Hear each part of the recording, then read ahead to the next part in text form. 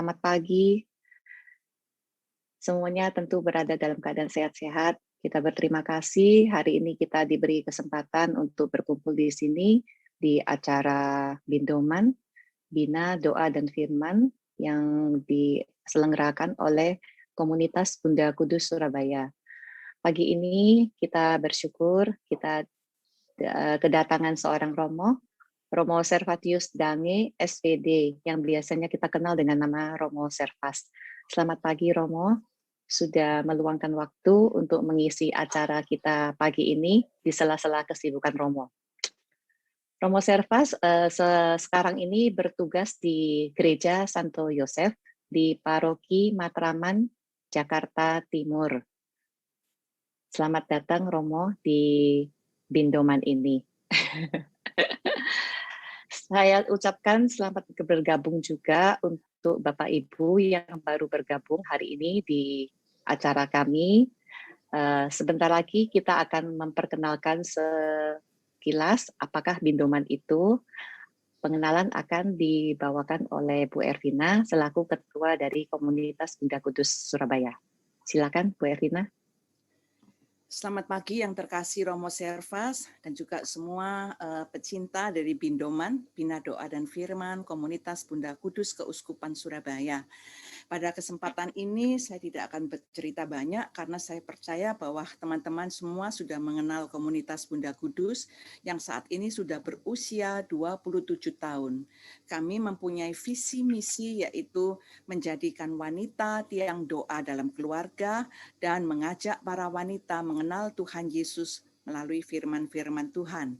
Pada pagi hari ini saya percaya Romo Servas walaupun untuk ibu-ibu tapi ada bapaknya ya Romo ya. Dan terima kasih untuk semua teman-teman yang sudah bergabung, khususnya dari teman seluruh di Indonesia, ada dari Padang, dari Tulungagung, dari Jakarta, dari Jogja, dan juga teman-teman dari Orlando, Pennsylvania, dari Texas, dan juga Singapura dan negara-negara lainnya. Sungguh luar biasa Tuhan ya, bahwa kita dengan Zoom ini bisa mencakup ke seluruh dunia. Dan semoga Bunda Kudus ini bisa menjadi berkat bagi banyak orang. Dan khususnya pada kesempatan ini kita ada beberapa teman yang tidak bisa hadir, yaitu dari Jakarta dan kemudian khususnya Pak Yoyo dari Kudus. Baiklah sebelum kita awali kita akan mendoakan teman-teman yang lagi sakit, khususnya yang kita sudah tahu Pak Yoyo supaya Tuhan menyembuhkannya. Demi nama Bapa, Putra, Roh Kudus, amin. Bapa di surga, terima kasih untuk berkat-Mu sepanjang hari ini dan pada hari Selasa kami bisa bertemu di tempat ini, khususnya untuk umat setia komunitas Bunda Kudus, yaitu Pak Yoyo yang lagi sakit di Kudus dan lagi dirawat di Rumah Sakit Semarang. Kami percaya Tuhan, Engkau menjaga dan melawat Pak Yoyo supaya apa yang dia rawat di Rumah Sakit Semarang ini mendapatkan kesembuhan dan juga Yesus sendiri yang mengangkat sakit penyakitnya. Dan juga kami berdoa untuk teman-teman lain yang lagi vaksin, yaitu istri dari Pak Budi Jakarta, maupun teman-teman lain yang lagi sakit. Kami percaya Tuhan bahwa Engkau adalah tabib di atas segala tabib dan bilur-bilur Yesus menyembuhkan teman-teman kami yang sakit. Terima kasih Tuhan, biarlah acara ini semuanya berjalan lancar sesuai dengan kehendak-Mu. Kemuliaan kepada Bapa dan Putra dan Roh Kudus seperti pada permulaan, sekarang, selalu, dan sepanjang segala abad. Amin. Demi nama Bapa dan Putra dan Roh Kudus. Amin. Terima kasih, Tuhan Yesus memberkati. Terima kasih Bu Ervina. Oke, kita siapkan hati untuk memulai acara ini. Kita puji Tuhan kami, kita ucapkan terima kasih atas semua kebaikan dan kemurahan-Nya. Pujian pagi ini akan dipimpin oleh Ibu Andra bersama Paulus di keyboard. Terima kasih Ibu Lisa. Shalom. Selamat pagi, semangat pagi. Biarlah roh sukacita melingkupi setiap kami. Saya menyapa Bapak Ibu persekutuan doa Bunda Kudus dimanapun berada. Sungguh Tuhan luar biasa. Bila masa-masa yang lalu sebelum pandemi, Bagaikan mimpi ya, kita bisa bersekutu dari seluruh Sabang sampai Merauke, bahkan luar negeri.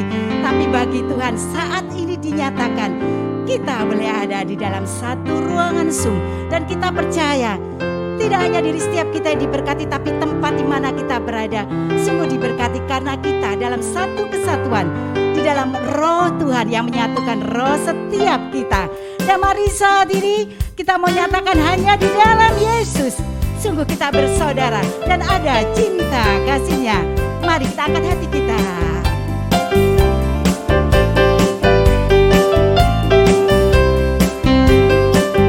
Dalam Yesus kita bersaudara.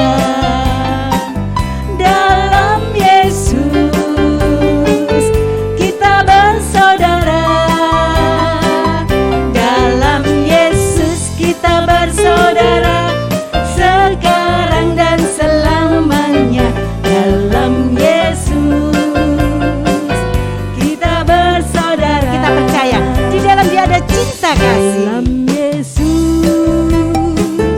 ada cinta kasih. Dalam Yesus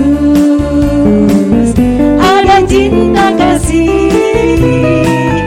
Dalam Yesus ada cinta kasih sekarang dan selamanya. Dalam Yesus ada cinta. Mari kita saling memandang dan kasih Tuhan. Ku kasih kau dengan kasih Tuhan. Mari kita saling pandang. Ku kasih kau dengan kasih Tuhan. Ku lihat di wajahmu kemuliaan Tuhan. Ku kasih kau dengan kasih. Yuk sekali lagi, boleh toleh kanan kiri mungkin atas bawah ya. Kasih kau dengan kasih Tuhan. Ku kasih kau dengan kasih Tuhan. Kita memandang wajah Yesus ada pada kita semua. Lihat di wajahmu kemuliaan Tuhan. Ku kasih kau dengan kasih Tuhan. Ku kasih kau, ku kasih kau dengan kasih Tuhan. Wow, kita percaya ada kuasanya dalam pujian ini. Bila hingga saat ini kita tetap setia, bahkan menanti-nantikan saat hari Selasa jam 10 pagi bersekutu. Karena nyata Tuhan sendiri yang menyatukan persaudaraan dan cinta kasih. Saya tadi lupa menyapa. Shalom Romo Servatius. Puji Tuhan, Tuhan sudah mengirim berada di tengah-tengah kita. Puji Tuhan, mari saat ini kita tenangkan seluruh keberadaan diri kita. Kita buat dengan tanda kemenangan. Dalam nama Bapa, Putra dan Roh Kudus. Amin. Selamat pagi Allah Tritunggal Maha Kudus.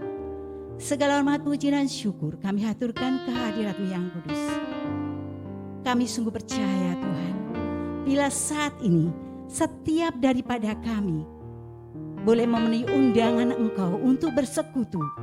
Kami mau percaya karena Engkau sendiri yang hari lepas hari terus menjangkau dan menjamah hati setiap kami, sehingga menjadi satu kesatuan di dalam Engkau. Persaudaraan yang sungguh nyata, begitu kental, sungguh terjadi di dalam diri setiap kami.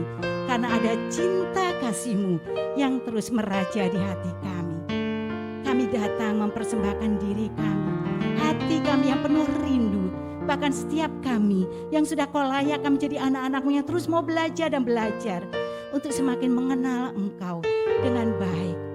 Ini kami Tuhan, ini kami. Perbahaurilah hati kami, perbahaurilah hidup batinnya kami. Biarlah saat ini waktu-Mu Tuhan, untuk Engkau sendiri meraja, berkuasa, berdaulat penuh atas diri setiap kami. Karena kami mau percaya di dalam pertemuan di pagi hari yang penuh rahmat ini, Engkau akan berbicara kepada setiap kami, pribadi, lepas pribadi. Dan kami sungguh bersyukur Tuhan. Engkau sudah hadirkan putra yang Kau kasih, gembala yang kami cintai. Romo Servatis boleh berada di hadapan kami dan boleh menyatakan apa yang menjadi kehendak-Mu. Terima kasih untuk semuanya ini Tuhan. Kami tak akan menyia-nyiakan waktu ini, dan kami akan duduk diam dan kami turut memuji menyembah Engkau. Biarlah lidah bibir mulut kami penuh dengan nyanyian-nyanyian kepada-Mu, dan hati kami limpah dengan rasa syukur, karena kami mau percaya Engkau sungguh hadir saat ini bersama dengan kami.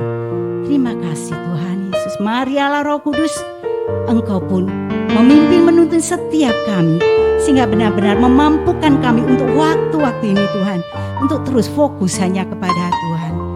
Terima kasih, biarlah di dalam satu kesatuan hati yang dilimpahi dengan roh sukacita, kami mau menyatakan, Bapa, Engkau sungguh baik, bahkan teramat baik dalam hidup kami. Penyertaan yang sungguh luar biasa. Mari saat ini kita nyatakan bersama-sama.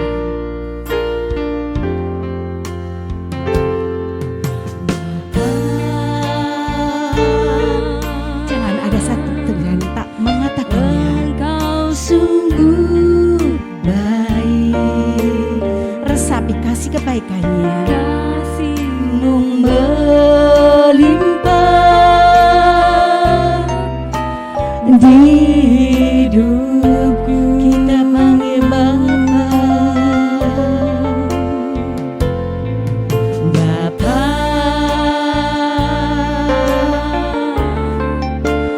ku berterima kasih berkat-Mu hari ini yang Kau sediakan. Mari secara bersama kita menaikkan syukur kita kepada-Nya. Naikkan syukurku buat hari yang Kau beri, tak habis-habisnya kasih dan rahmat suara selalu baru dan tak pernah terlambat. Pertolongan-Mu besar, setia-Mu di sepanjang hidup. Mari Bapak Ibu sadari, Dia begitu baik, teramat baik. Mari nyatakan sekali lagi. Bapa, Engkau sungguh baik, kasih-Mu melimpah di hidup. Dengan mesra panggil Dia, oh Bapa. Bapa,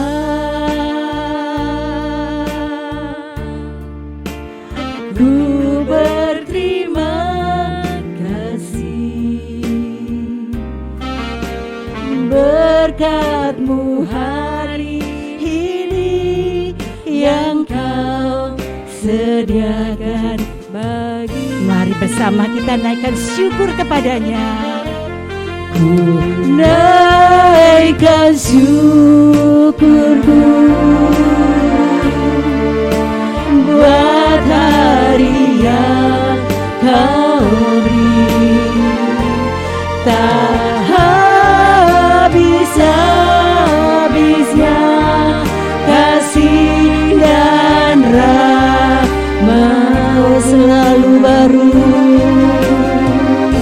selalu baru dan tak pernah terlambat. Pertolongan-Mu besar, setia-Mu di sepanjang hidup. Sungguh besar setia-Mu, besar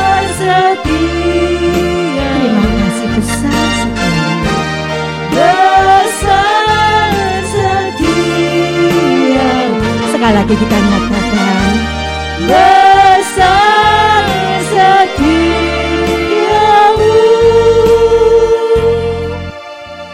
di sepanjang hidupku. Besar setiamu, kami bersyukur. Kau sungguh baik, Kau teramat baik, besar kasih setiamu. Mari Bapak Ibu, saya undang ungkapan rasa syukur kita. Pandemi masih terjadi, tapi kita lihat setiap kita diberi kesehatan yang begitu prima. Hati kita selalu ditarik untuk mendekat kepadanya, karena Dia begitu mengasihi setiap kita. Dia tak pernah pandang hina bentuk dan rupa kita, tapi Dia tahu ke dalam hati kita. Hati yang selalu merindukan Dia, hati yang mau menyatakan, aku mengasihimu Bapa. Mari Bapak Ibu, jangan nyatakan, ucapkan, terima kasih Tuhan. Kami bersyukur, Kau selalu baik, Kau jaga hidup kami, Kau selalu ada dalam peristiwa hidup kami. Kau tak pernah tinggalkan kami, Kau pegang tangan kami, Kau tuntun kami untuk selalu cari wajah-Mu, untuk selalu hidup dalam kebenaran-Mu. Kau jaga hati kami, Kau tuntun kami dalam pertumbuhan iman, dan sungguh kami bersyukur. Besar baik Tuhan, Kau teramat baik. Ini diri setiap kami. Biarlah saat ini bila kami sudah Kau hantar masuk di dalam pelataran, kami tidak mau berdiam hanya di pelataran. Setiap kami rindu Tuhan untuk masuk lebih dalam lagi di dalam hadirat Engkau. Biarlah lidah bibir mulut kami dengan penuh iman kami menyatakan, Kau Allah yang besar, Allah yang dahsyat, Allah yang luar biasa, Allah yang bertata atas hidup kami. Mari nyatakan dengan rasa syukur, limpah sukacita nyatakan, ajaib dan mulia, Oh Yesus yang selalu membuatku terpesona. Segala pujian bagi-Mu ya Tuhan, hanya Kau yang layak. Mari lebih lagi dengan beriman nyatakan, Kau Allah yang besar, ajaib dan mulia, Kau Yesus yang selalu membuatku terpesona. Segala pujian bagi-Mu ya Tuhan, hanya Kau yang layak, hanya Dia yang layak, hanya Kau yang layak Ku agungkan.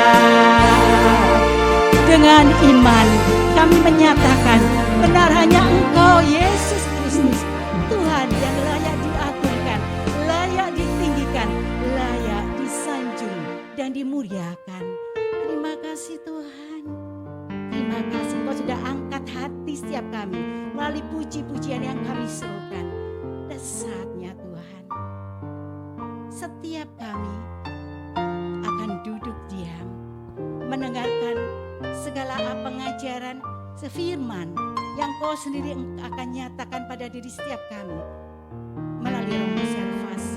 Karena kami mau percaya Engkau sudah persiapkan beliau, Engkau sudah anugerahkan kuasa kasih, kuasa Roh Kudus, hikmat dan hadirat kuasa-Mu sudah memenuhi diri beliau.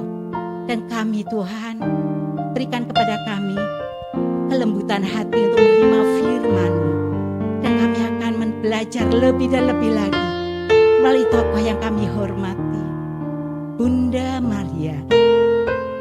Ini kami Tuhan, saatnya Engkau bersabda dan setiap kami akan duduk diam mendengarkan. Satu hal kami mau percaya Tuhan, saat sabdamu disampaikan tak akan pernah kembali dengan sia-sia. Biarlah tertanam di dalam hati setiap kami dan akan menjadi rema di dalam hidup kami yang menuntun membimbing kami. Tidak hanya sebagai pendengar firman-Mu, tetapi kami mau hidup bertumbuh dan berbuah menjadi pelaku-pelaku firman-Mu. Inilah doa kami, rasa syukur kami, persiapan hati kami untuk menerima taburan firman-Mu. Semuanya kami haturkan hanya dalam satu nama yang penuh kuasa dan kudus, Yesus Kristus, Tuhan dan Juru Selamat kami. Amin. Dipersilakan Romo Servas. Oke, selamat pagi untuk para saudari dan saudara yang berada di antara kaum ibu. Tadi ada dua orang ya, bapak-bapak. Ya tidak apa-apa.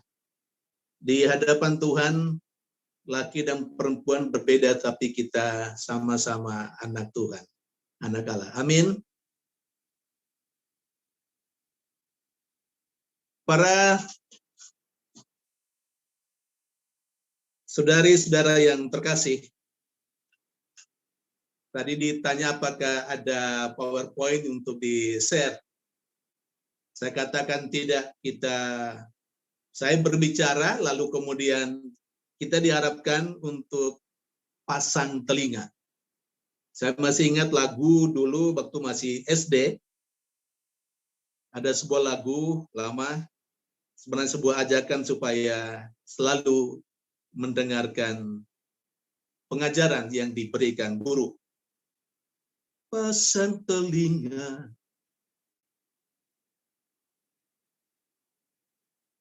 aku mau bercerita dari 3 kucingku sangatlah lucu, dan seterusnya.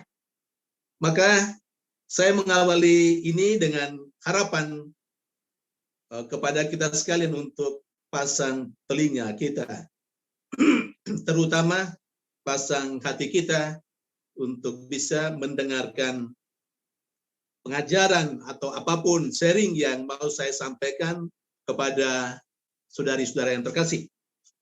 Saya diberi kesempatan 1 jam, tapi mungkin kalau terlalu lama ya enggak apa-apa, lebih cepat juga baik. Saya berharap tidak lebih dari 1 jam. Yang pertama, beberapa waktu lalu saya diminta untuk hadir pada kesempatan hari ini, menyampaikan ya pengajaran ataupun sharing untuk komunitas Bunda Kudus.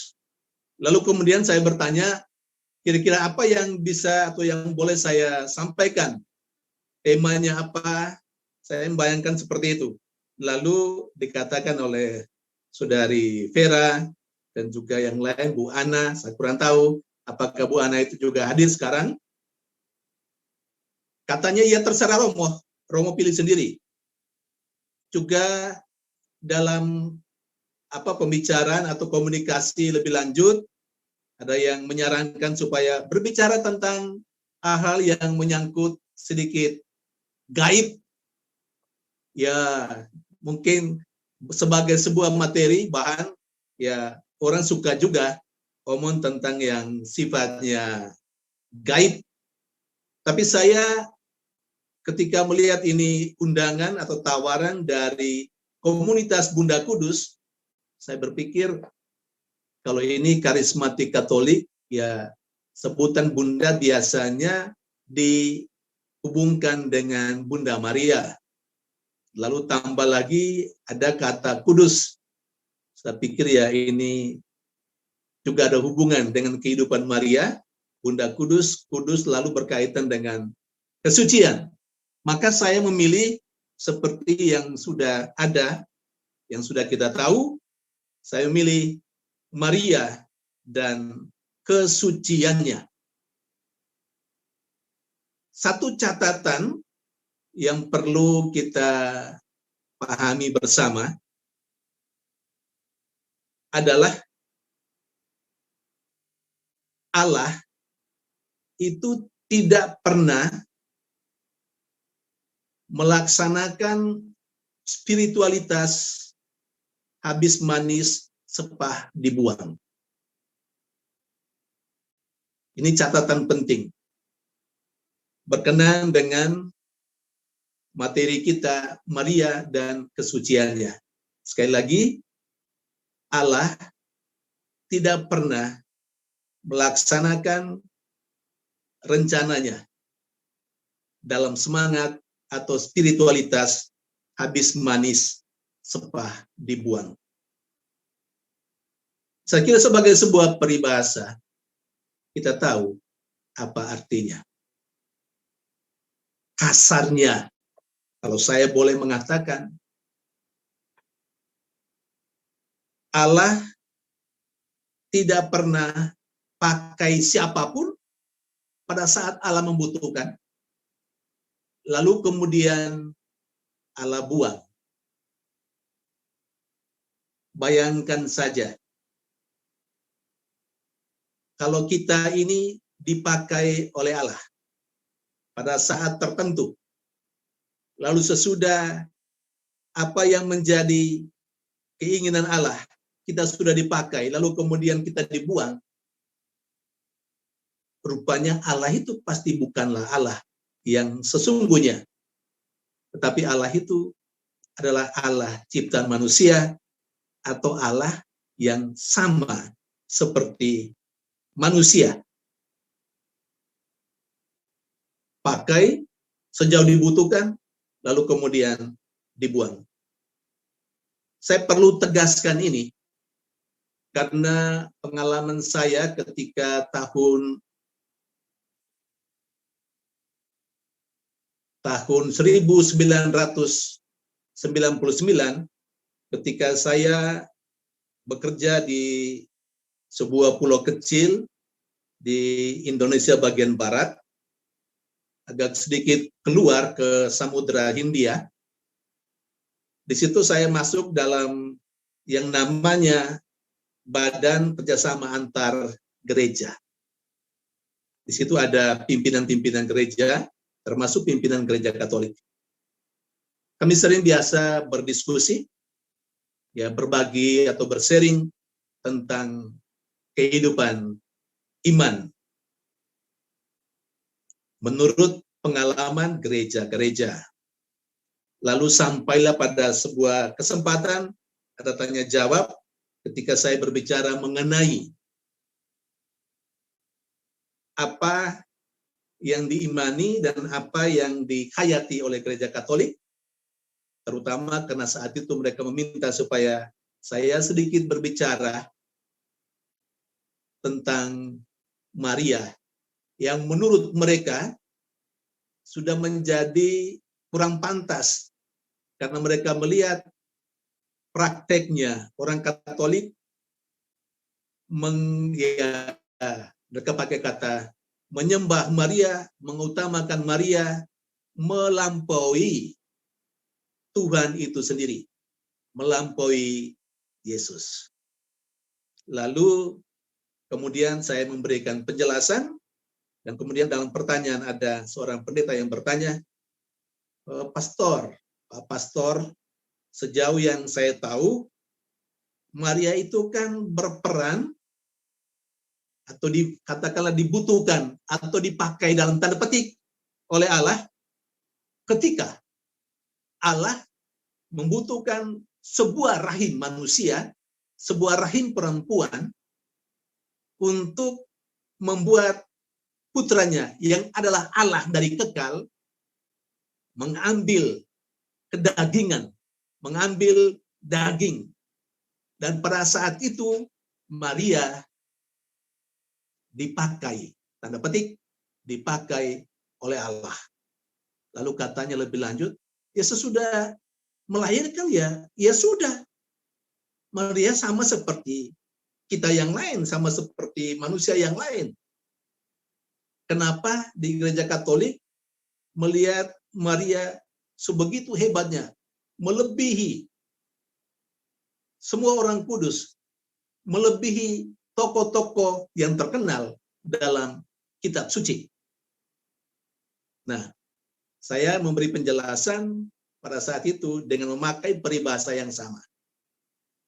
Allah tidak punya spiritualitas habis manis sepah dibuang.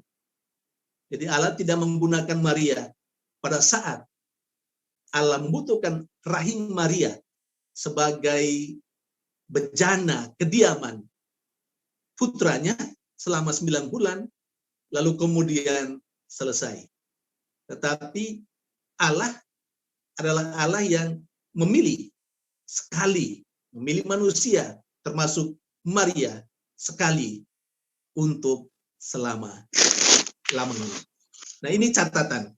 Supaya kalau kita omong tentang Maria dan kesuciannya, jangan sampai kita berpikir dalam konteks spiritualitas habis manis sepah dibuang. Nah, gereja Katolik justru menghayati atau memahami spiritualitas Allah yang demikian, maka Maria tidak saja dipakai lalu selesai, tapi Maria dalam gereja Katolik tetap menjadi seorang tokoh yang penting dalam karya keselamatan Allah yang dikerjakan oleh Yesus Kristus melalui sengsara, wafat, dan kebangkitannya. Nah, kalau kita berbicara Maria dan kesuciannya, nah, lihatlah Maria dalam keseluruhan. Tidak hanya pada saat dia dipanggil, dia dipilih, lalu selesai. Melahirkan, lalu selesai. Poin berikut. Adakah manusia yang suci?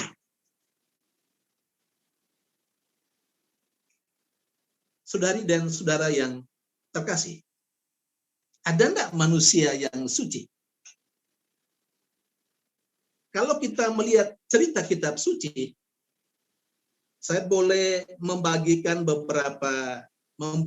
beberapa tahap atau beberapa periode. Kalau kita berbicara untuk menjawab pertanyaan, adakah manusia yang suci? Kita lihat yang pertama, periode pra kejatuhan manusia.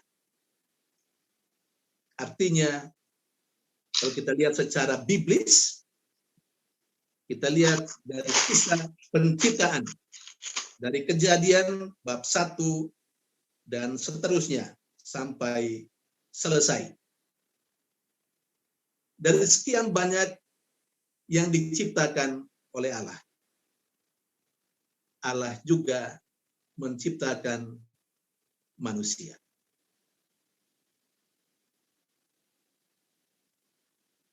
Ketika itu sesudah Allah menciptakan alam semesta, Allah mengatakan semuanya baik adanya. Bahkan untuk manusia sangat amat baik. Nah, dalam konteks pertanyaan tadi, adakah manusia yang suci? Jangankan manusia. Seluruh alam semesta pada saat penciptaan semua dalam keadaan baik dan amat baik. Bukankah itu menggambarkan sebuah kualitas tentang makhluk ciptaan alam semesta yang diciptakan oleh Allah dan juga manusia, yang dalam bahasa permenuhan kita pagi siang ini kesucian itu. Semua perawan tidak ternoda, semua dalam keadaan yang baik. Maka kalau mau menjawab pertanyaan, adakah manusia yang suci? Pra kejatuhan manusia pertama. Manusia pertama sendiri termasuk manusia yang suci. Semua hidup baik di hadapan Allah. seluruh makhluk ciptaan yang diberi kepercayaan berada di bawah kuasa manusia juga semua baik.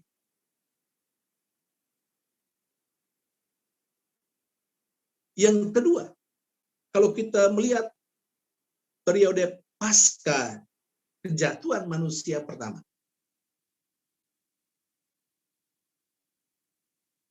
apa yang terjadi? Manusia sendiri menjadi manusia yang ternoda. Manusia yang berdosa. Dan alam juga turut di dalamnya. Alam turut dalam situasi manusia yang berdosa. Maka pada saat kejatuhan manusia pertama, tidak ada seorang manusia pun yang suci. Apalagi kalau kita tahu sesudah kejatuhan manusia pertama, dengan segala keturunannya sampai saat ini, sampai masa kita sekarang ini, pada zaman kita, pada zaman saya dan saudara-saudara sekalian dalam komunitas ini, tidak ada manusia yang suci. Kita kenal bukan yang namanya dosa asal.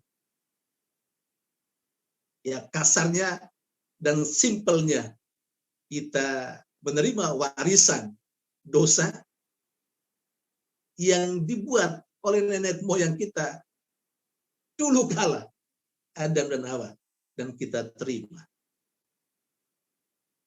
Memang benar, ketika kita dibaptis, kita menjadi orang yang suci. Kalau digambarkan kita menjadi selembar kertas yang putih bersih. Tetapi sayang, keadaan itu tidak bertahan. Saya dan Anda memang dihapuskan dari dosa asal karena pembaptisan. Tetapi jangan lupa, pengaruh dosa asal itu yang kita warisi dari nenek moyang kita, Adam dan Hawa, terus ada di dalam diri kita dalam wujud kecenderungan-kecenderungan yang kurang baik. Kecenderungan-kecenderungan yang selalu mengantar kita untuk melakukan dosa demi dosa. Kesalahan demi kesalahan. Kecenderungan itu terkadang begitu kuat. Atau dalam bahasa Paulus, dalam surat-suratnya, kedagingan itu kemudian begitu kuat, seakan mengalahkan kekuatan rohani yang ada di dalam diri kita. Kita diciptakan dari tanah liat, lalu Allah menghembuskan nafasnya. Ada kelemahan, ada unsur debu di dalamnya. Tapi juga jangan lupa ada unsur ilahi, ada unsur rohani. Menjadi satu dalam diri saya dan saudari-saudara sekalian. Dalam diri kita ada kerapuhan, tapi juga ada kekuatan supranatural. Ada kekuatan yang ilahi. Coba timbang-timbang, coba ingat-ingat pengalaman hidup kita sendiri. Mana yang lebih berpengaruh dalam kehidupan kita sampai saat ini? Apakah kerapuhan kita atau unsur kerohanian kita?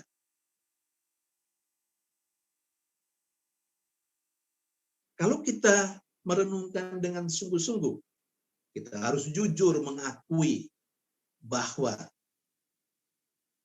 banyak kali saat-saat tertentu, di paroki-paroki tertentu, mau Paskah, mau Natal, orang bertubi-tubi, orang begitu banyak datang untuk mengaku dosa.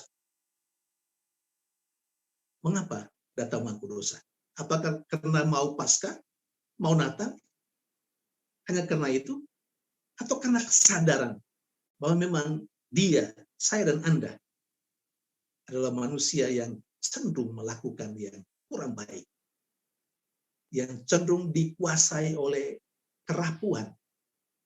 Unsur debu tanah jauh lebih menguasai kita daripada unsur rohani, unsur yang ilahi. Nafas Allah itu seakan begitu lemahnya. Dan yang menguasai kita adalah tanah liat itu. Yang menguasai kita adalah kedagingan, kejasmanian kita.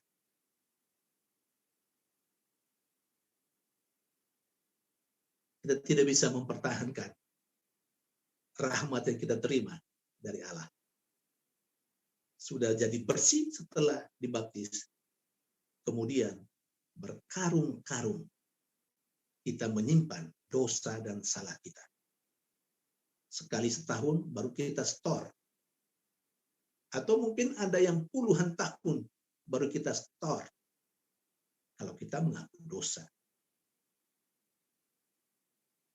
Artinya, sesudah kejatuhan itu tidak ada manusia yang suci. Periode berikut,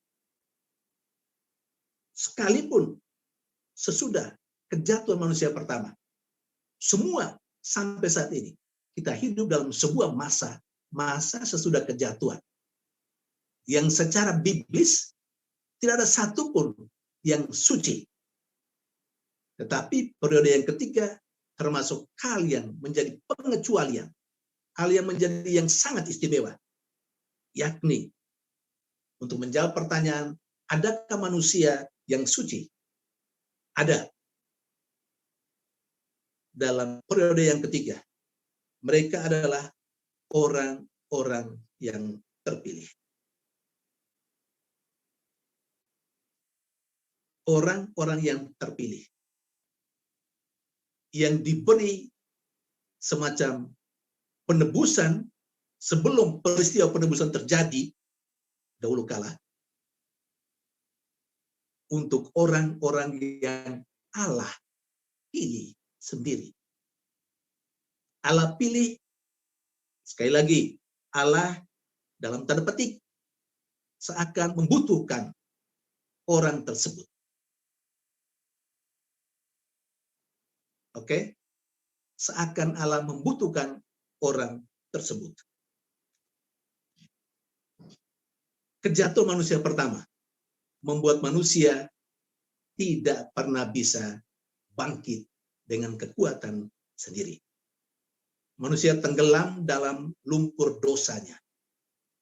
Karena itu, kalau mau bangkit, manusia mau tidak mau, atau katakanlah hanya Allah lah yang bisa mengangkat manusia dari jurang atau lumpur dosa itu untuk keluar dari sana.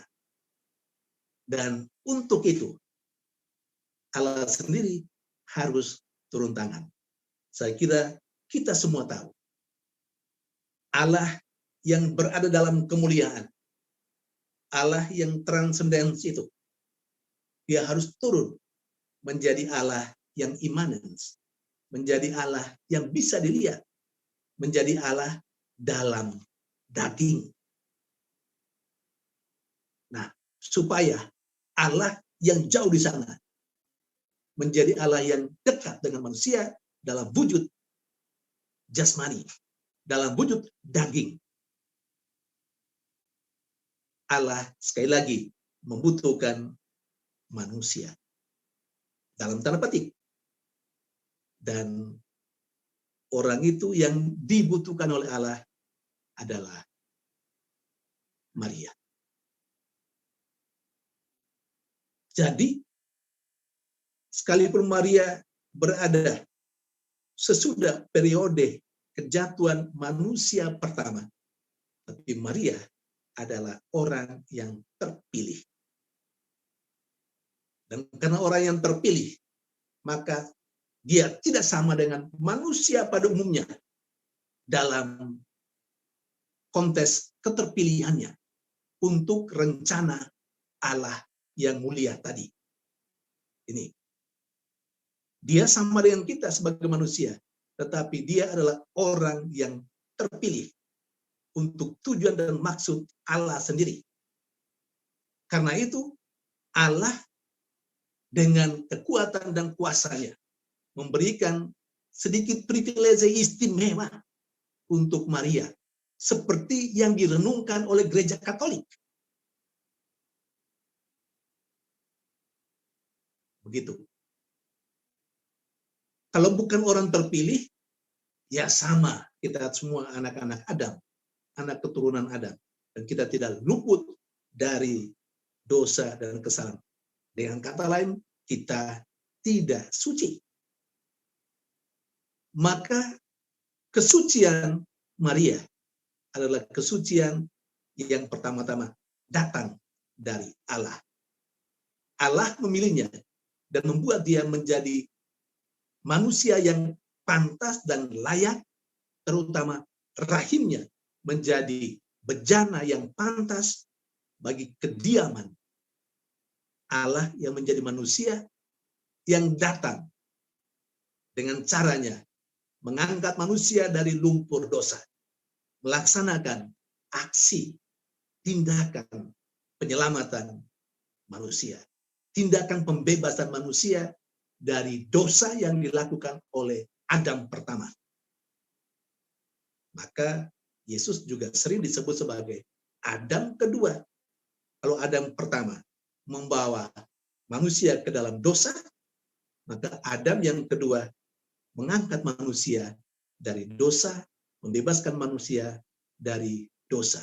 Dan Adam yang kedua ini yang sejak awal, sejak kandungan, ada selama 9 bulan dalam rahim Bunda Maria sebagai orang yang terpilih. Maka Maria adalah satu-satunya, tidak ada yang lain, satu-satunya manusia yang terpilih, yang mendapat privilege istimewa. Sekali lagi, seperti yang direnungkan, atau seperti yang dihayati dan diimani oleh Gereja Katolik. Saudari dan saudara yang terkasih,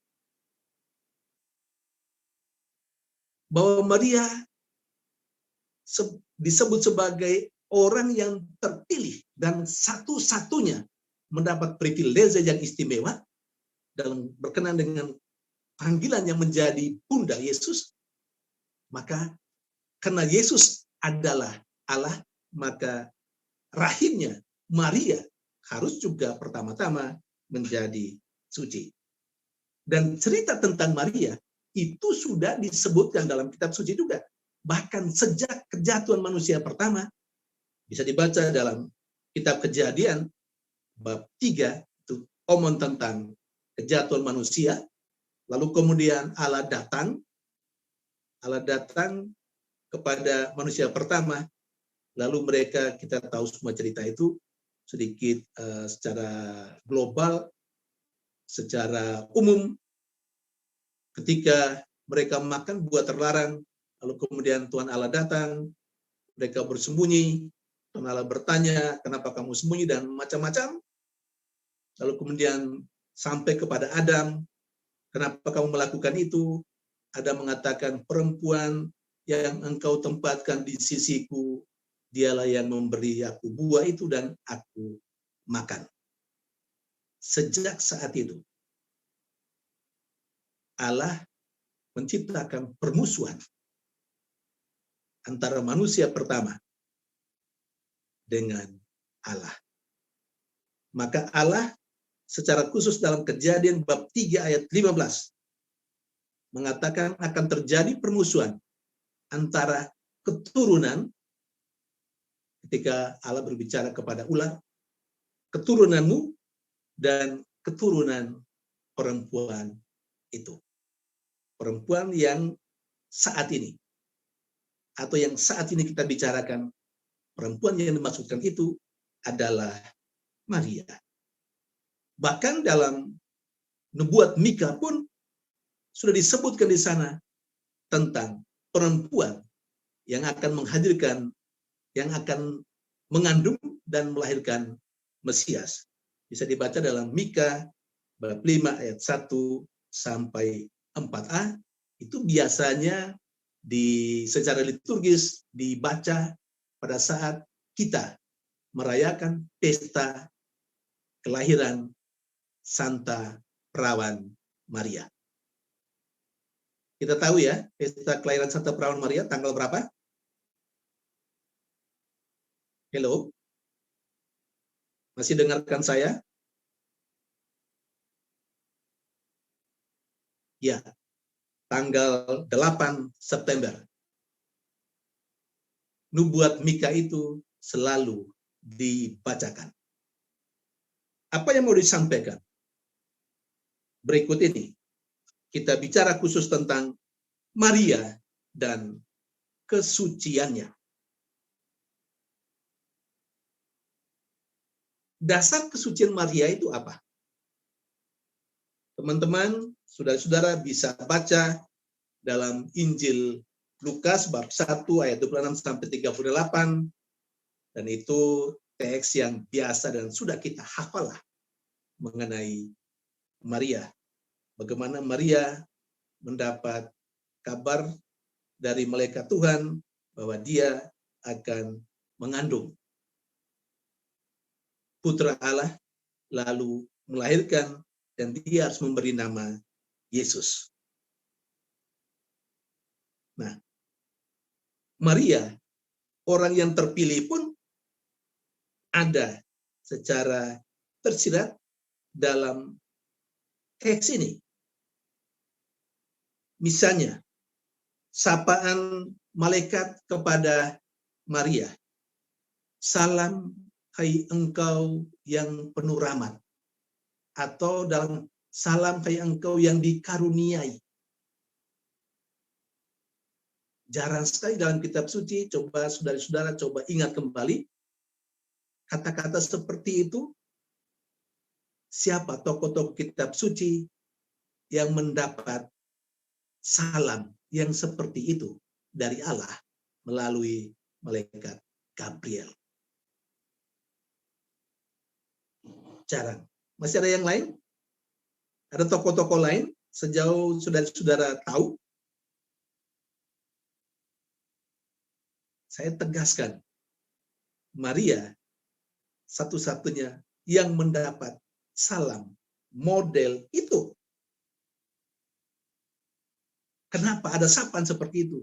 Lagi-lagi mau tunjukkan Maria adalah satu-satunya manusia yang terpilih.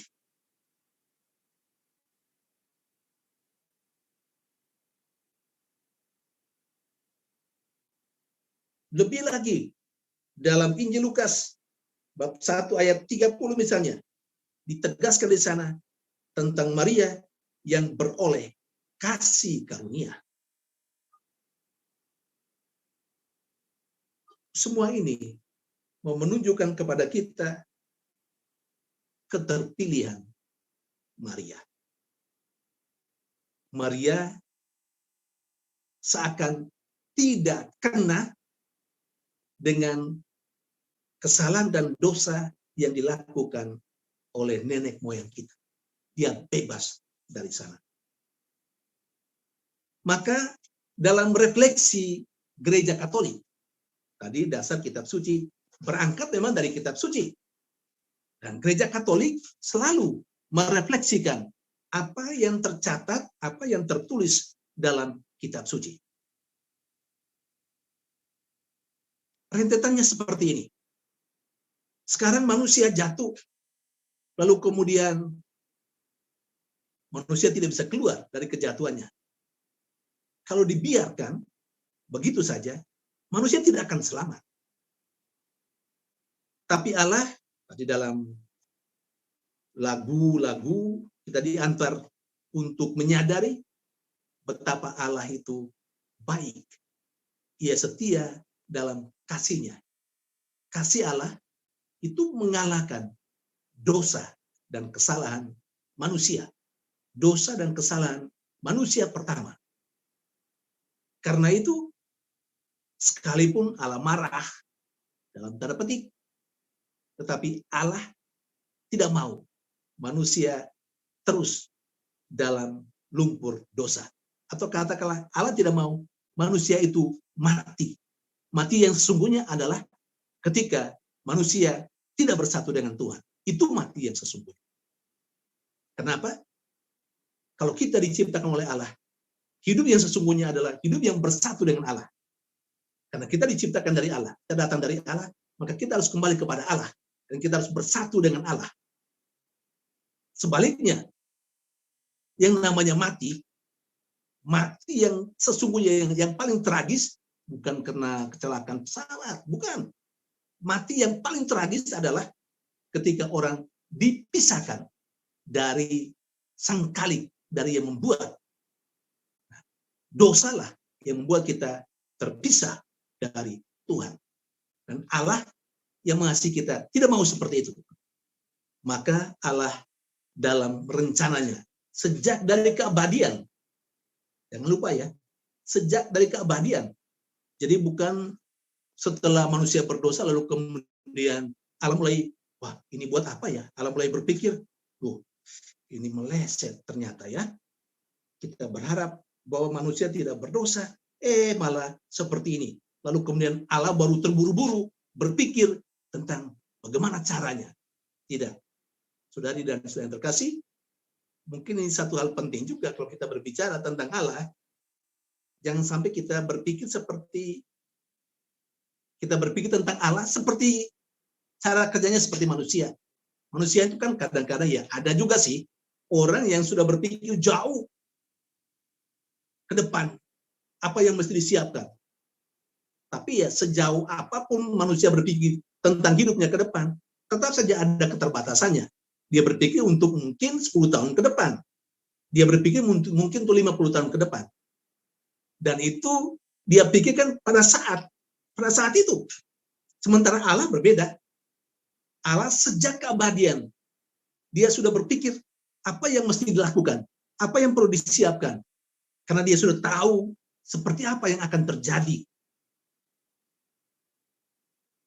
Lebih jauh mungkin ada hal yang menyangkut itu bisa kita diskusikan nanti. Pendeknya Allah tidak menjadi atau cara berpikirnya tidak seperti kita. Kita ini kan reaktif. Oh salah ini. Langsung saya mulai berpikir apa yang bisa saya buat besok. Apa yang bisa? Tidak. Karena Allah sudah jauh sebelumnya sejak keabadian. Dan dia berpikir untuk sebuah keabadian ke depan. Ini Allah. Jadi Allah itu memang tidak seperti kita. Maka rencana Allah mengutus putranya sudah semua dari keabadian. Lalu kemudian Allah yang memilih Maria itu sudah dari keabadian. Sudah dipikirkan Allah. Jadi Allah itu sudah memilih Maria sejak dari keabadian. Kalau secara biblis, yang tadi saya tegaskan, sejak manusia jatuh, lalu kemudian ada permusuhan antara keturunan ular dan keturunan perempuan itu. Keturunan perempuan berarti Hawa, manusia pertama. Keturunannya ya manusia sesudahnya. Dan Maria di dalamnya masuk. Secara biblis tercatat seperti itu. Dan kalau kita melihat biblis itu, Bible atau kitab suci kita tulis tahun berapa? Ya, ribuan tahun yang lalu. Ribuan tahun yang lalu. Sudah dikatakan tentang itu. Tapi, kalau dalam penyelenggaraan Allah, Allah itu sudah memilih dan menentukan Maria itu tidak saja 2000 tahun yang lalu, 3000 tahun yang lalu. Sejak kitab suci ditulis, bukan. Sebelum itu juga Allah sudah merencanakan itu. Dan itu yang ditangkap oleh gereja Katolik, dan itu yang direfleksikan oleh gereja Katolik saat ini.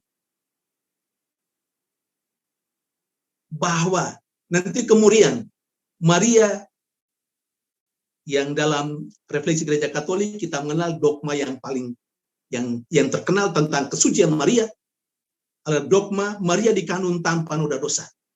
itu memang baru saja diumumkan oleh Paus Pius yang ke-9 pada tanggal 8 Desember tahun 1854. Ya, ingat itu. Tapi itu tidak berarti bahwa Allah itu baru berbicara tentang kesucian atau baru menyiapkan Maria pada saat Gereja Katolik mengungkapkan soal itu. Bukan. Sudah sejak keabadian. Ini ya perlu dibedakan sungguh. Perlu dipahami sungguh. Kalau kita berbicara tentang Allah itu melampaui cara berpikir kita, cara kerja kita. Kalau kita mungkin mulainya kemarin atau 2 hari lalu, 10 tahun lalu, kita bicara tentang masa depan kita, 50 tahun sesudah hidup kita, atau 100 tahun sudah hidup kita. Tapi Tuhan Allah lebih hebat lagi. Termasuk memilih Maria itu bukan saja pada saat, sekali lagi saya tegaskan, supaya kita mengerti. Tidak saja, atau tidak mulai pada saat jatuhnya manusia pertama, baru melihat, kemudian Allah berpikir tentang, oh, saya mesti pilih yang namanya Maria. Tidak.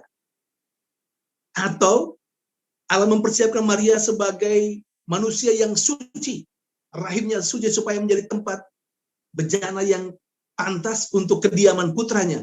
Juga bukan pada saat ditentukan oleh gereja tanggal 8 Desember 1854 ketika dogma itu keluar. Bukan. Itu secara institusional, secara gereja, dalam refleksinya baru dikeluarkan. Tapi apa yang menjadi dogma itu sudah direfleksikan, atau katakanlah gereja Katolik melalui para paus, bapak-bapak gereja itu sudah merefleksikan sesuatu yang oleh Allah sudah dipikirkan jauh-jauh hari dalam keabadian. Hanya sekarang baru dinyatakan melalui dogma tentang Maria dikandung tanpa noda dosa. Memang banyak orang, termasuk gereja di sebelah, yang mengatakan orang Katolik kok macam-macam ya, buat sebuah kebenaran iman untuk dihayati itu sesuatu yang tidak ada dalam kitab suci. Ya, memang tidak ada dalam kitab suci. Tetapi kalau kita melihat Maria dipilih oleh Allah untuk mengandung dan melahirkan putranya yang adalah Allah sendiri, maka seharusnya Maria memang dia manusia. Tetapi Allah sesungguhnya sudah menyiapkan Maria menjadi pribadi, menjadi tempat di mana putra manusia itu, putra Allah itu berdiam di dalamnya. Itu sudah terjadi jauh-jauh hari. Hanya secara institusional sebagai gereja Katolik baru dikeluarkan ini. Tapi itu berdasarkan refleksi yang pasti Allah sudah berpikir jauh. Karena Allah tidak seperti manusia. Sekali lagi, banyak gereja di sebelah yang menganggap tidak betul. Dan banyak kali gereja Katolik tidak betul menurut mereka. Tentang yang satu ini, dogma tentang Maria dikandung tanpa noda dosa, itu juga disangsikan oleh mereka. Kok bisa seperti begitu? Masa mereka tahu kalau seperti itu Tuhan Allah? Ya, kalau orang tidak kurang pemenungan, tidak bisa berpikir sampai ke situ. Tapi gereja Katolik, syukur kita memiliki gereja yang luar biasa, yang para pausnya, bapak-bapak gereja itu merefleksikan, merenungkan tentang sesuatu yang terjadi saat ini sebenarnya sudah dipikirkan oleh Allah dalam kekuatan dan kuasanya. Nah, ada sebuah kejadian. Jadi setelah dogma Maria dikandung tanpa noda dosa itu dikeluarkan, diumumkan tanggal 8 Desember 1854, sementara banyak orang, termasuk yang lebih utama gereja-gereja tetangga di sebelah, yang mengatakan itu tidak benar. Lalu apa yang terjadi? Sebuah peristiwa ajaib terjadi. Pada tahun atau 4 tahun sesudah dikeluarkan, diumumkan dogma tentang Maria dikandung tanpa noda dosa. Maka terjadilah yang namanya penampakan Maria di Perancis. Penampakan kepada seorang remaja yang bernama Bernadette Soberus. Kita tahu ya, saya berharap bahwa kita sekalian dalam komunitas Bunda Kudus tahu kita komunitasnya namanya sudah bagus. Nama Bunda Kudus itu Maria sendiri, bukan? Karena itu kita mesti lebih tahu tentang Maria. Nah, Maria sendiri menampakkan diri kepada seorang remaja 14 tahun saat itu. Jadi kalau 4 tahun sesudahnya berarti Maria menampakkan diri kepada Bernadette Soberus itu pada tahun 1858, 4 tahun sesudahnya. Nah, terjadilah penampakannya luar biasa. Saat itu, yang sekarang sudah Santa sih, saat itu, gadis itu, Bernadette Soberus, bertanya kepada yang menampakkan diri kepadanya.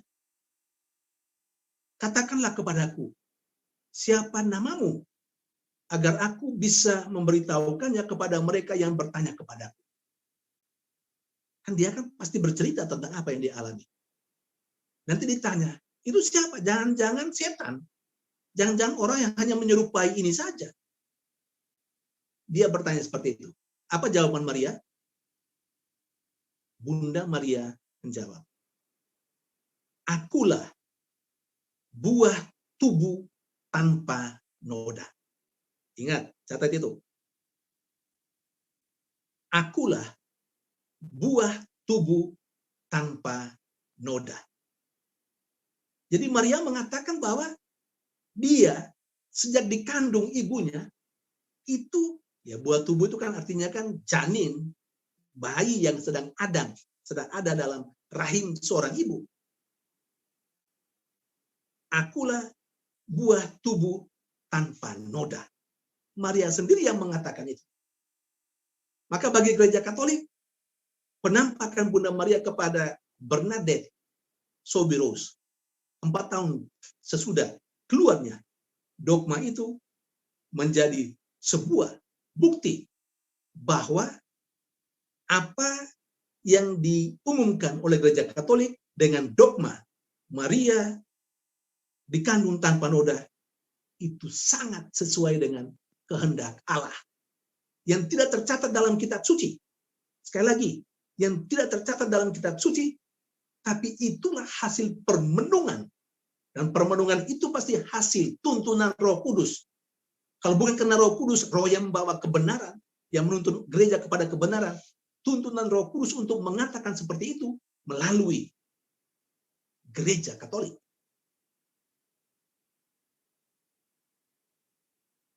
Itu menjadi bukti bahwa apa yang dilakukan gereja Katolik dengan mengumumkan dogma itu tidak salah.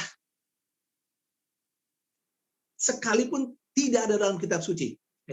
Kalau kita ngomong tentang kitab suci itu bukan buku sejarah. Dan tidak semua hal itu ada di dalam kitab suci. Jangan hanya kitab suci, sola scriptura.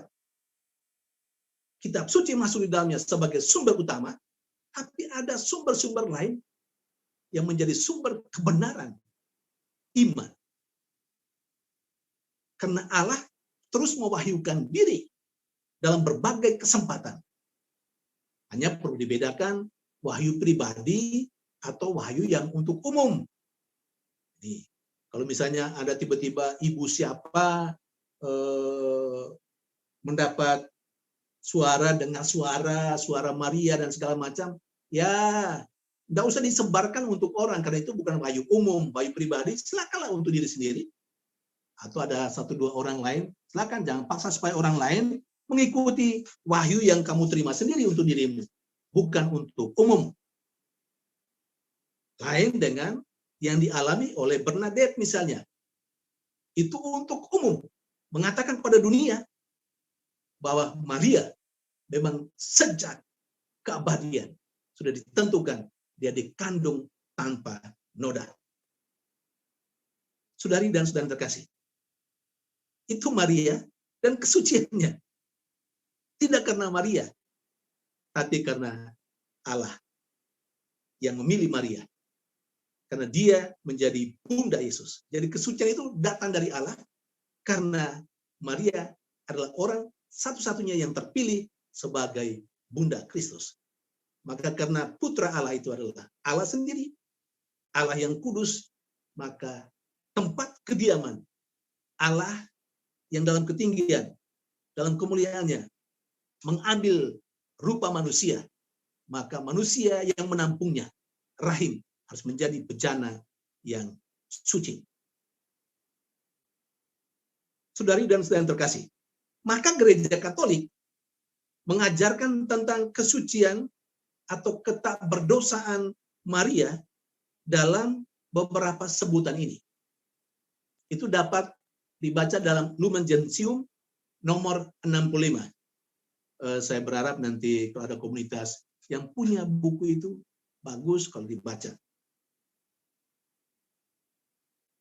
Ada 3 sebutan untuk menunjukkan kesucian Maria.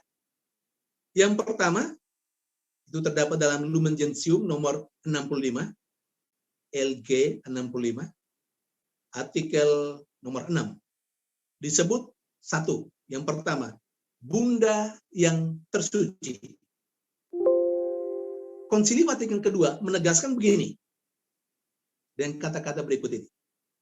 Sementara gereja dalam diri perawan tersuci itu sudah mencapai kesempurnaan dalam mana ia tanpa noda atau kerut. Maka kaum beriman masih berusaha untuk berkembang dalam kesucian dengan mengalahkan dosa dan dalam pada itu mengarahkan pandangan mereka kepada Maria yang bercahaya sebagai suri teladan keutamaan di depan segenap masyarakat orang-orang pilihan. Maria sebagai bunda yang tersuci, semua orang yang percaya kalau mau meraih kesucian, pandanglah Maria sebagai suri tauladan. Kesucian Maria disebut dalam namanya Bunda yang tersuci. Tanggal beberapa yang lalu kita juga merayakan, memperingati pesta hati tersuci Santa Perawan Maria. Saya kira kita semua sudah hadir bukan dalam perayaan Ekaristi, sekalipun melalui atau secara virtual. Yang kedua, sebutan untuk kesucian Maria, Bunda yang termurni. Gereja Katolik membuat rumusan sebagai berikut untuk menggambarkan kesucian Maria. Ketika tiba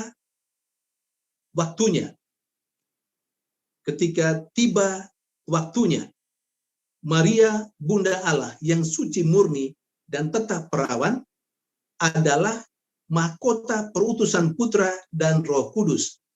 Karena Roh mempersiapkannya, Bapa dalam keputusan keselamatannya merumuskan untuk pertama kalinya tempat tinggal di mana Putranya dan Roh Kudus dapat tinggal di antara manusia. Jadi kesucian Maria itu tidak kesucian untuk dirinya sendiri, tapi kesucian yang sifatnya sosial, supaya Allah Putra dan dalam karunia Roh Kudus bisa berdiam, supaya dari Maria itu muncul Mesias yang berguna untuk umat manusia secara keseluruhan. Dan yang terakhir, yang ketiga, sebutan Gereja Katolik untuk menggambarkan kesucian Maria dalam artikel 9 itu Bunda yang tak bercelah. Nah, nama-nama ketiga nama itu, saya kira kalau kita doa rosario, lalu kemudian kita membuat melitanikan litani Santa Perawan Maria, nama-nama itu ada disebutkan. Begitu banyak bukan?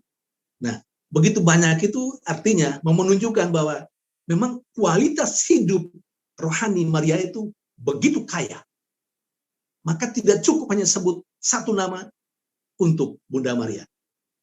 Mesti disebutkan beberapa nama. Banyak nama. Karena terlalu kaya kerohanian atau pribadi Maria sebagai manusia satu-satunya orang yang terpilih melebihi manusia yang lain. Rumusannya begini, tentang Bunda Maria disebut sebagai Bunda yang tak bercela, dan itu ternyata berasal dari bapak-bapak gereja timur. Bapak-bapak gereja timur menamakan Bunda Maria Bunda Allah yang suci sempurna. Mereka memuji dia sebagai bersih dari segala noda dosa, seolah-olah dibentuk oleh Roh Kudus dan dijadikan makhluk baru. Itu secara khusus bisa dibaca dalam Lumen Gentium nomor 56. Karena rahmat Allah, Maria bebas dari setiap dosa pribadi selama hidupnya. Ingat, selama hidupnya. Karena Maria terpilih sebagai manusia yang rahimnya menampung jadi tempat kediaman Allah dalam diri Yesus, maka sekali terpilih, itu berlaku kesuciannya selama hidupnya.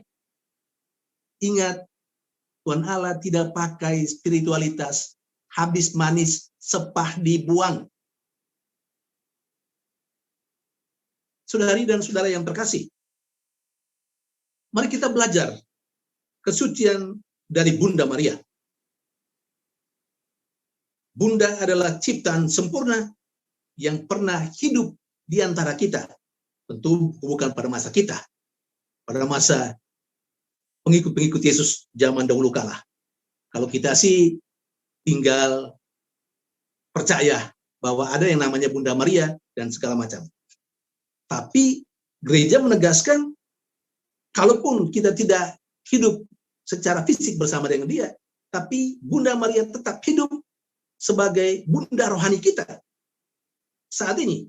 Maka dikatakan dia sempurna, yang pernah hidup di antara kita, yang hidup, sikap dan tingkah lakunya selalu dituntun oleh Roh Kudus, seperti tertulis indah dalam Injil Lukas bab 1 ayat 35. Ya, Maria adalah pengantin Roh Kudus yang tidak akan dibiarkan untuk berdosa.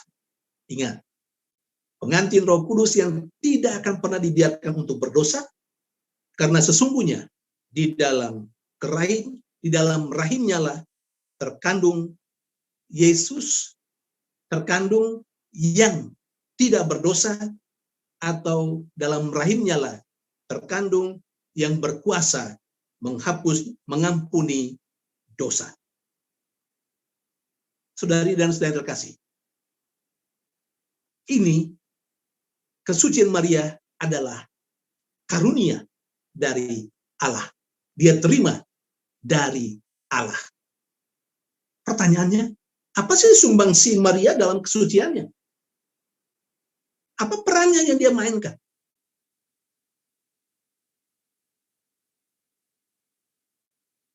Kita tahu fiat Maria. Saya tidak perlu bacakan dari Injil Lukas bab 1. Baca sendiri di situ. Sebagai komunitas Bunda Kudus harus lebih mengenal dan mencintai Maria. Fiatnya, aku ini hamba Tuhan. Maka spiritualitas hidup Maria adalah spiritualitas hamba. Dia hanya sebagai hamba yang mengikuti tuannya, yang mengikuti apa yang dikehendaki majikannya, tanda petik majikannya, yang hanya mengikuti Tuhan. Nah, peran Maria adalah komitmen Maria yang luar biasa. Jadi memang kesucian itu karunia Allah. Tetapi Maria juga berjuang. Dia komit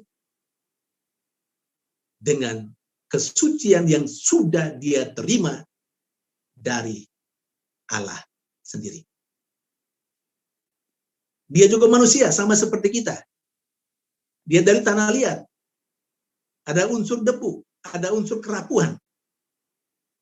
Tapi juga sama seperti kita, di dalam diri Maria ada nafas Allah. Ada unsur yang ilahi.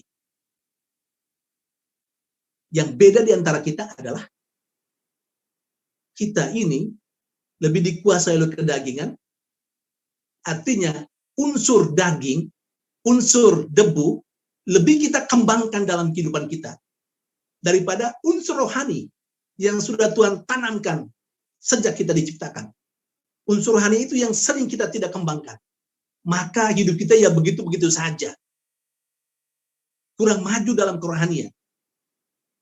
Karena hidup kita tidak dituntun oleh roh, tapi dibelenggu oleh kerapuan dan kedagingan, kedebuan kita. Jadi, sebenarnya kita bisa jadi kudus, bisa jadi suci, kalau kita mau mengembangkan sisi rohani, sisi nafas Allah yang ada dalam diri kita. Bukan hanya, atau lebih banyak kita kembangkan unsur kedebuan kita. Ingat, dan Maria telah melakukan itu. Dia mengembangkan sisi rohani dalam kehidupannya, nafas Allah, kerohaniannya. Maka hidup Maria selalu dituntun oleh roh. Dan ini terjadi. Karena Tuhan Allah juga tidak bisa berbuat apa-apa kalau tidak ada komitmen pribadi sebagai manusia. Saya kira kita mesti memahami. Kalau kita hanya tunggu saja dari Tuhan Allah, tidak akan jalan.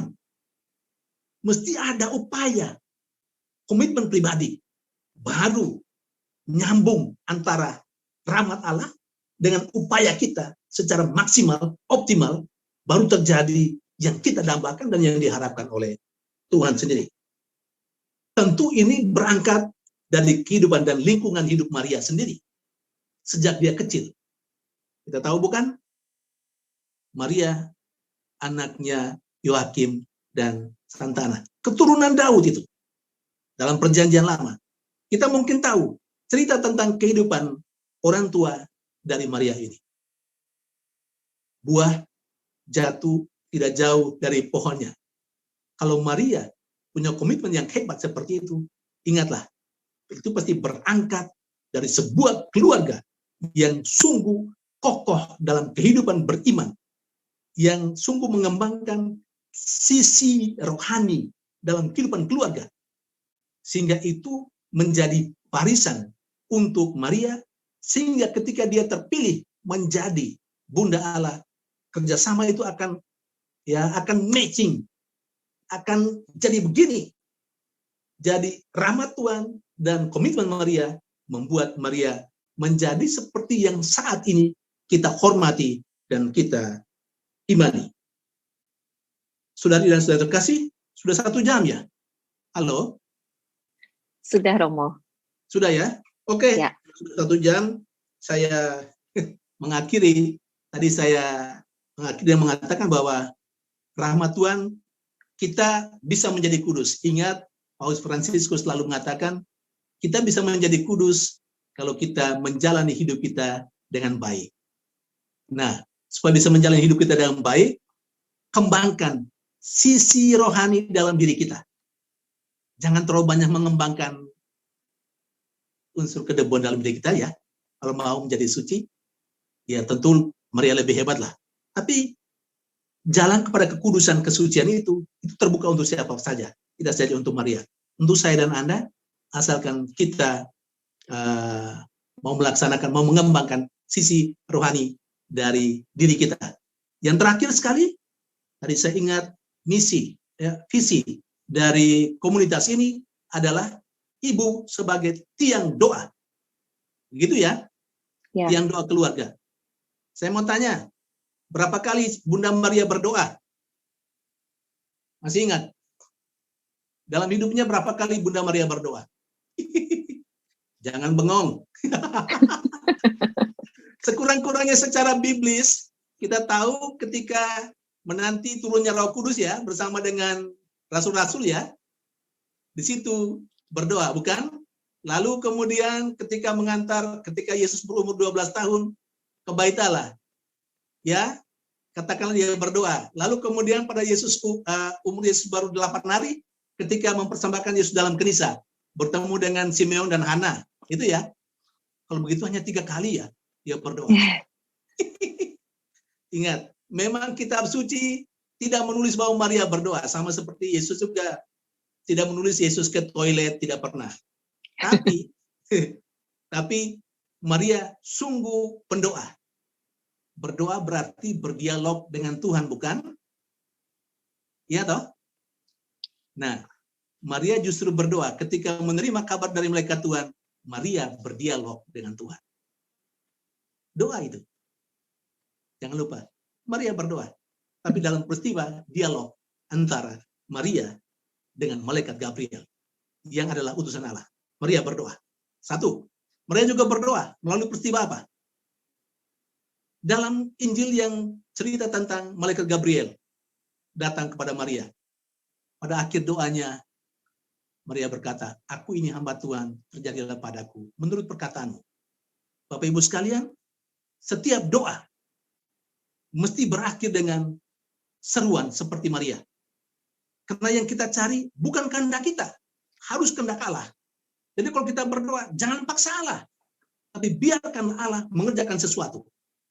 Dan kita hanya seperti Maria, "Aku ini hamba Tuhan, terjadilah padaku menurut perkataanmu." Dan yang terakhir, doa juga Maria. Ketika peristiwa Yesus ketinggalan di Bait Allah, Maria dan Yosef mencari. Bukankah doa berarti kita mencari Tuhan?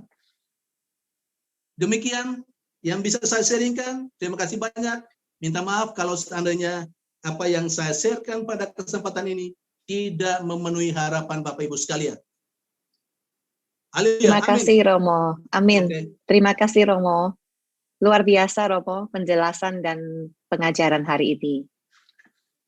Terima kasih. Ini ada 1-2 pertanyaan Romo. Monggo. Yang pertama dari Saudara Mika. Oh, ini Saudara Mika ini menyatakan kalau dia itu salut akan teologi dan magisterium yang diajarkan gereja. Ini mengenai tadi yang Romo ceritakan, Romo ajarkan. Kalau kita lihat perjalanan Bunda Maria, maka jelas bahwa Bunda Maria adalah memang manusia yang disiapkan Allah sendiri. Nah, kita lihat saat menerima janji malaikat itu, Allah memberikan jaminan dan janji. Jika seandainya Maria setelah Yesus lahir, Maria dianggap manusia biasa, berarti Allah bukanlah Allah yang maha setia. Jadi tadi Romo sudah menjelaskan seperti begitu ya Romo ya. Oke. Terima kasih. Ya, ini pertanyaannya dari Ibu Syana. Pastor, saat kita berdoa melalui Bunda Maria, misalnya doa Rosario, Novena, dan lain-lain, bagaimana kita memahaminya ya Romo ya? Apakah kita sedang berdoa bersama Bunda Maria, atau kita ini meminta Bunda Maria mendoakan kita kepada Putra Allah, atau meminta Bunda Maria menyampaikan doa-doa kita kepada putranya, atau seperti apa gini pertanyaan Romo? Oke, terima kasih. Sebenarnya akan lebih bagus kalau kita berdoa bersama Bunda Maria. Tapi itu mengandaikan bahwa apa yang harapan kita itu juga sesuai dengan harapan Bunda Maria. Tapi ya banyak kali mungkin apa yang kita harapkan mungkin tidak menjadi tidak seperti yang diharapkan oleh Maria. Mungkin lebih tepat, artinya bisa ya, mau saya katakan sebenarnya kalau kita mau berdoa bersama dengan Bunda Maria, bisa. Asalkan memang itu mengandaikan kedekatan kita dengan Bunda Maria yang sudah begitu baik, sehingga kita mengenal betul isi hati Maria. Sebenarnya isi hati Maria itu ya baca saja dalam kitab suci, dia buat seperti apa. Atau kita dengar cerita mengenai Maria itu seperti apa. Nah, tinggal kita ya harapan-harapan yang ada pada kita tuh ya coba kita sesuaikan. Apakah harapan kita tuh sesuai dengan yang pernah diharapkan oleh Maria? Apa yang Maria harapkan? Hampir tidak pernah dicatat. Tapi dia hanya mengatakan, aku ini hamba Tuhan, terjadilah padaku menurut perkataan. Itu saja sudah begitu kaya. Terkandung di dalamnya, Maria menjadi orang yang berpasrah. Pasrah bukan nerimo, gitu saja. Tapi pasrah yang aktif. Sambil mencari apa yang dikehendaki oleh Allah. Ingat ya, Maria itu kan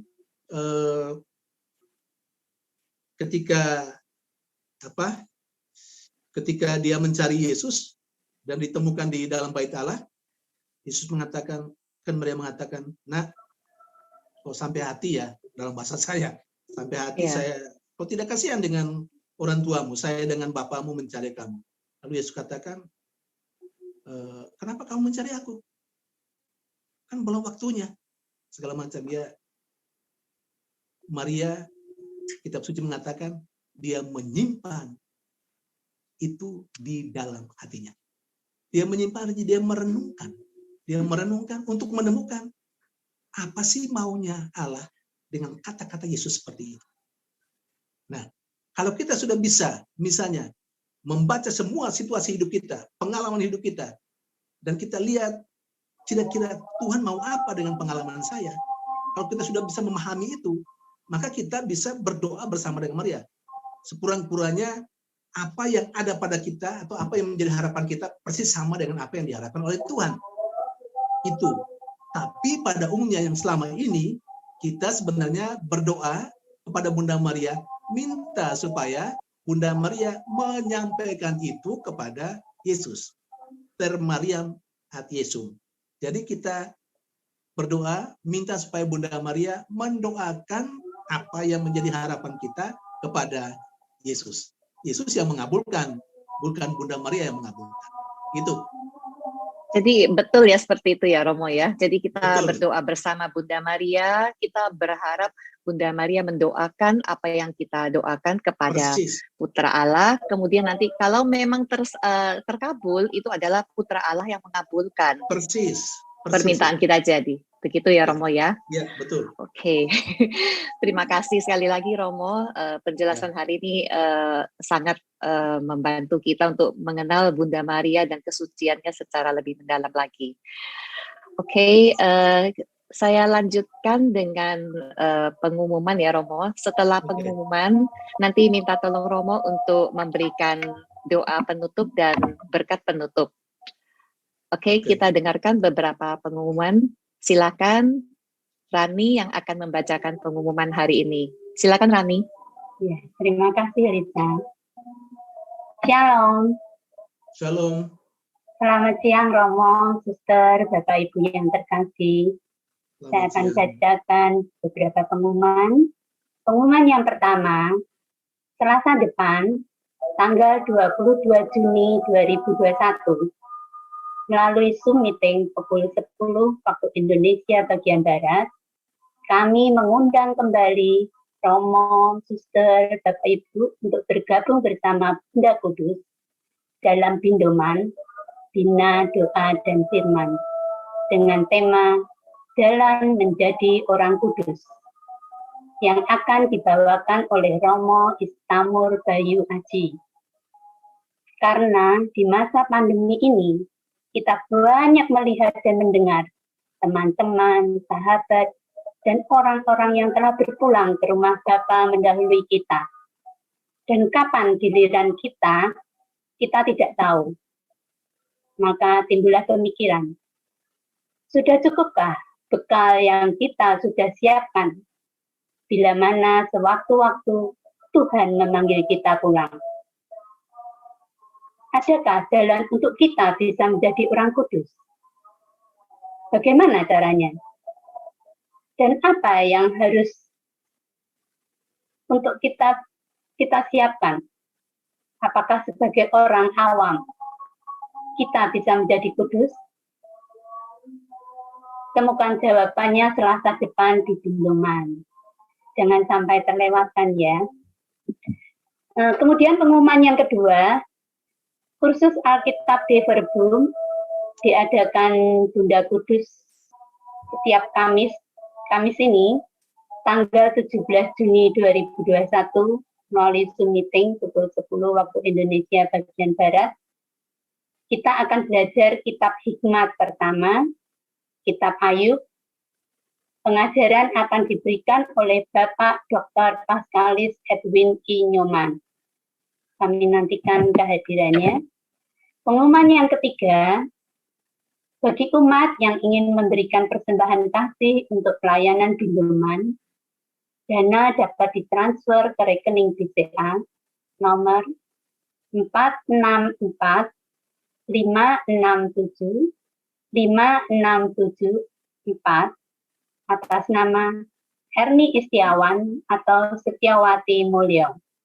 Pengumuman yang keempat, Komunitas Bunda Kudus bersama wilayah 13 SMTP pada hari Sabtu 19 Juni 2021 pukul 10 waktu Indonesia bagian Barat akan mengadakan seminar Alkitab bersama Peter Robiwowor OSM dengan tema 2 Yusuf 1 Mimpi. Kemudian pengumuman yang kelima, untuk mengingatkan kembali Misa Novena Santo Yosef yang keempat bersama Peter Robiwowor OSM akan diadakan pada tanggal 25 Juni 2021 hari Jumat dengan tema Bapa yang Taat. Demikian pengumuman yang dapat saya sampaikan. Atas perhatiannya kami ucapkan terima kasih. Tuhan memberkati. Amin. Saya kembalikan ke Lisa. Terima kasih Rani. Oke, Romo, Bapak Ibu Suster sekalian, kita akhiri acara hari ini. Kita minta tolong Romo untuk doa penutup, dilanjutkan dengan berkat penutup. Setelah itu kita tutup dengan puji-pujian bersama Bu Andra. Silakan Romo. Para saudari dan saudara yang terkasih, mari kita heningkan hati kita, menyadari kehadiran Tuhan di tengah kita, karena Tuhan bersabda di mana 2-3 orang berkumpul dalam namanya, Dia ada di sana. Terutama Tuhan hadir melalui sabdanya. Dalam nama Bapa dan Putra dan Roh Kudus. Amin. Allah Bapa yang Maha Baik, kami mengucap syukur dan terima kasih atas kesempatan yang telah kami gunakan sejak jam 10 tadi hingga saat ini. Terutama kami dalam kelompok komunitas Bunda Kudus. Allah Bapa yang penuh kasih, kami diberi kesempatan untuk belajar mengenal Engkau. Betapa Engkau mengasihi dan mencintai kami. Betapa Engkau tidak mau kami mati, terpisah dari Engkau sendiri. Allah Bapa yang penuh kasih, kasih dan cintamu yang begitu luar biasa, Engkau tunjukkan dengan pengutusan putramu yang tunggal, yang telah menjadi sama seperti kami, kecuali dalam hal dosa, melewati dan melalui Bunda Maria. Bunda Maria adalah satu-satunya orang yang kau pilih, yang kau tuntun untuk menjalani kehidupan sesuai dengan harapanmu sendiri. Allah Bapa yang penuh kasih, kami yakin dan percaya, kami juga Engkau pilih dan Engkau tentukan dengan cara tertentu, sesuai dengan semangat kami, sesuai dengan profesi kami, sesuai dengan kelompok kami. Karena kami yakin dan percaya, keselamatan dalam arti yang sangat luas, yang Engkau berikan sebagai kasih karunia untuk kami, membutuhkan partisipasi kami, supaya semuanya menjadi nyata, tidak saja untuk hidup kami sendiri, tapi untuk hidup umat manusia, secara khusus semua orang yang berada dalam kehidupan kami. Mulai dari dalam keluarga kami masing-masing, dalam lingkungan dan wilayah, dalam skop paroki, dalam keuskupan, dalam dunia kerja kami, dan di mana saja kami berada. Semoga Engkau menolong kami dengan kekuatan Roh-Mu yang kudus, agar kami mampu mengembangkan sisi kerohanian yang ada dalam diri kami, supaya kami layak menjadi seperti Bunda Maria sendiri. Engkau gunakan, Engkau pakai untuk keselamatan banyak orang. Tuhan, masih begitu banyak harapan yang akan kami sampaikan kepadamu. Namun kami yakin dan percaya Engkau telah mengetahui segala-galanya. Akhirnya saya mau mempersembahkan dan menyerahkan semua saudari-saudaraku yang tergabung dalam komunitas Bunda Kudus ini ke dalam penyelenggaraan. Allah Bapa yang penuh kasih, tanganku telah Kau kuduskan melalui tabisan suci untuk menyalurkan rahmat dan berkat bagi siapapun yang berkenan kepadamu. Saat ini kutumpangkan tanganku atas anak-anakmu, komunitas Bunda Kudus. Semoga oleh peletakan tanganku dan berkat doa orang kudus di surga, segala rahmat yang perlu untuk kehidupan anak-anakmu ini turun atas mereka secara khusus dan istimewa. Semoga oleh peletakan tanganku dan berkat doa orang kudus di surga, rahmat kekuatan, rahmat keteguhan dalam iman juga turun atas mereka dan keluarganya masing-masing saat ini dan juga pada hari-hari yang akan datang. Semoga oleh peletakan tanganku dan berkat doa orang kudus di surga, segala kekuatan yang berasal daripadamu turun atas saudari-saudaraku dalam komunitas Bunda Kudus ini bersama dengan keluarga-keluarga mereka masing-masing saat ini dan juga pada hari-hari yang akan datang dalam seluruh perjuangan hidup mereka, dalam nama Bapa dan Putra dan Roh Kudus. Amin. Terima kasih. Terima kasih. Terima kasih Romo Serva, sungguh memberkati setiap kami untuk kita mau melekat lagi kepadanya melalui teladan Bunda Maria. Setiap kami mengundang untuk Bapak Ibu, yuk setia selalu, setiap pertemuan Selasa pagi untuk selalu bersekutu bersama kita. Dan mari menutup pertemuan ini, kita mau naikkan sebuah pujian Ave Maria. Lourdes di gua sunyi terpencil, tampaklah Maria perawan murni. Ave, Ave, Ave Maria.